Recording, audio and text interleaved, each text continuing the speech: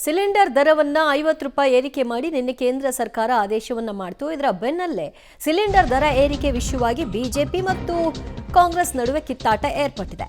ದರ ಏರಿಕೆಯನ್ನ ಬಿಜೆಪಿ ನಾಯಕರು ಸಮರ್ಥನೆ ಮಾಡಿಕೊಂಡಿದ್ದಾರೆ. ರಾಹುಲ್ ಗಾಂಧಿ ಇದ್ದಿದ್ರೆ ಸಿಲಿಂಡರ್ ದರ 2500 ರೂಪಾಯಿ ಆಗ್ತಾ ಇತ್ತು, ಅಂದ್ರೆ ಟೋಟಲ್. ಮೋದಿ ಅಧಿಕಾರದಲ್ಲಿ ಇದ್ದದಕ್ಕೆ 850 ರೂಪಾಯಿಯಲ್ಲಿ ನಿಂತಿದೆ ಅಂತ ಬಿಜೆಪಿ ನಾಯಕರ ಸಮರ್ಥನೆ. ಸಿಲಿಂಡರ್ಗೆ 50 ರೂಪಾಯಿ ಏರಿಕೆಗೆ ಬಿಜೆಪಿ ನಾಯಕರು ಏನೆಲ್ಲ ಹೇಳಿದ್ದಾರೆ ಕೇಳಿಸ್ಕೊಳ್ಳಿ.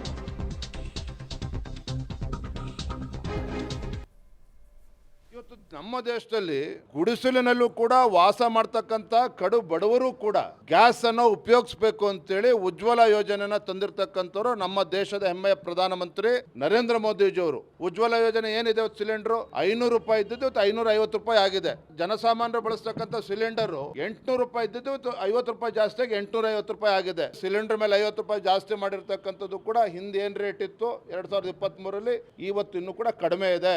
ಇಂಥ ಸಂದರ್ಭದಲ್ಲಿ ದೇಶದಲ್ಲಿ ಏನಾದರೂ ರಾಹುಲ್ ಗಾಂಧಿ ಅಂತ ಪುಣ್ಯಾತ್ಮನಾದ್ರು ಪ್ರಧಾನಮಂತ್ರಿ ಇದ್ದಿದ್ರೆ ಇಷ್ಟೊತ್ತಿಗೆ 2500 ರೂಪಾಯಿ ಹೋಗ್ತಾ ಇತ್ತು, ಗೊತ್ತಿರಲಿ 2500 ರೂಪಾಯಿ ಆಗ್ತಾ ಇತ್ತು.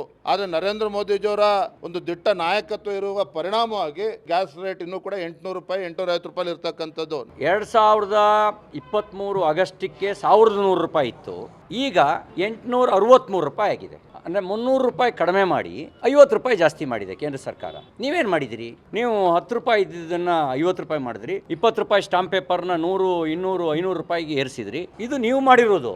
ಪುಣ್ಯಾತ್ಮ ಮೋದಿ 300 ರೂಪಾಯಿ ಕಡಿಮೆ ಮಾಡಿ 50 ರೂಪಾಯಿ ಏರಿಸಿದ್ದಾರೆ. ಇನ್ನೂ 250 ರೂಪಾಯಿ ಕಡಿಮೆನೇ ಇದೆ.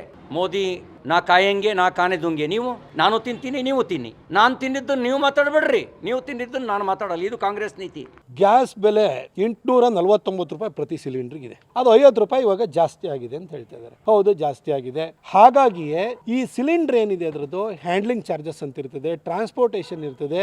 ಇದರಿಂದಾಗಿ ಹೊರೆ ಜಾಸ್ತಿ ಆಗುತ್ತೆ ಅನ್ನೋ ಕಾರಣಕ್ಕೋಸ್ಕರನೇ ಮೋದಿ ಅವರು ಈ ಗ್ಯಾಸ್ ಸಿಲಿಂಡರ್ ಬೆಲೆ 3 ವರ್ಷದ ಹಿಂದೆ 1200 ರೂಪಾಯಿಗೆ ಹೋಗಿತ್ತು, ಇವತ್ತು 849 ರೂಪಾಯಿಗೆ ಹೋಗಿದೆ. ಒಂದು ಗ್ಯಾಸ್ ಬಗ್ಗೆ ಮಾತಾಡ್ತಿದ್ರಲ್ಲ ಸಿದ್ದರಾಮಯ್ಯನವರೇ ಹಾಗೂ ಡಿ ಕೆ ಶಿವಕುಮಾರ್ ಅವರೇ, ನೀವು ಬಂದಾದ್ಮೇಲೆ ಏನೇನು ಜಾಸ್ತಿ ಆಗಿದೆ ಸರ್?